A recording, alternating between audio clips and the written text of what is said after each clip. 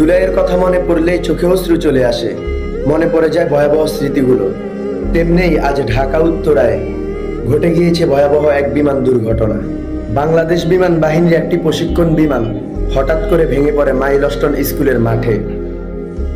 এখনো পর্যন্ত খবর পাওয়া গিয়েছে 19 জন শিক্ষার্থী মারা গিয়েছেন, অর্থাৎ 19 জন মায়ের বুক খালি হয়েছে। তাদের মাঝে 3 জন শিক্ষক ছিলেন। আল্লাহ তাআলা তাদের পরিবারকে ধৈর্য ধারণ করার তৌফিক দান করুক। আসেন আমরা সকলে মিলে তাদের জন্য একটি দোয়া পাঠ করি। সকলে আমার সাথে বলুন, আল্লাহুম্মা ইহফাজনা ওয়া ইহফাজ জামিআল মুসলিমিনা মিন কুল্লি সুইন ওয়া বালাইন। অর্থাৎ, হে আল্লাহ, আপনি আমাদেরকে, আমাদের সকল মুসলিমকে সকল বিপদ বালা মুসিবত থেকে হেফাজত করুন। সকলেই বলেন আমিন।